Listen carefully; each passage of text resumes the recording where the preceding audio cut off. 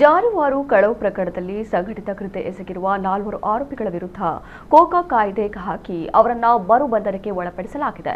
ಕಾರ್ಕಳದ ನಲ್ಲೂರು ಗ್ರಾಮದ 31 ವರ್ಷದ ಯೂನಿಸ್, ಮೂಡುಬಿದಿರೆ ಪುತ್ತಿಗೆ ಗ್ರಾಮದ ಮಿಜಾರು ನಿವಾಸಿ 29 ವರ್ಷದ ಇಕ್ಬಾಲ್, ಕಲ್ಲಬೆಟ್ಟು ಗ್ರಾಮದ 28 ವರ್ಷದ ನಾಸೀರ್ ಮತ್ತು 34 ವರ್ಷದ ಶೌಕತ್ ಅಲಿ ಬಂಧಿತ ಆರೋಪಿಗಳು ಎಂದು ಪೊಲೀಸರು ತಿಳಿಸಿದ್ದಾರೆ. ಆರೋಪಿಗಳು 2025ರ ಸೆಪ್ಟೆಂಬರ್ 29ರಂದು ತಡರಾತ್ರಿ ಕಾರ್ಕಳದ ತಾಲೂಕಿನ ಶಿರ್ಲಾಲು ಗ್ರಾಮದ ಹಾಡಿ ಅಂಗಡಿಯ ಜಯಶ್ರೀ ಪೂಜಾರಿ ಎಂಬುವರ ಮನೆಯ ಹಟ್ಟಿಗೆ ನುಗ್ಗಿ ಜಾನುವಾರುಗಳನ್ನು ಕಳ್ಳತನ ಮಾಡಲು ಹೋಗಿದ್ದು, ಆಗ ಎಚ್ಚರಗೊಂಡು ಬಂದ ಜಯಶ್ರೀ ಪೂಜಾರಿ ಅವರಿಗೆ ಆರೋಪಿಗಳು ತಲವಾರು ತೋರಿಸಿ ಬೆದರಿಸಿ ಹಟ್ಟಿಯಲ್ಲಿದ್ದ 35,000 ರೂಪಾಯಿ ಮೌಲ್ಯದ 3 ಜಾನುವಾರುಗಳನ್ನು ವಾಹನದಲ್ಲಿ ತುಂಬಿಸಿಕೊಂಡು ಹೋಗಿ ವಧೆ ಮಾಡಿರುವುದಾಗಿ ದೂರಲಾಗಿತ್ತು.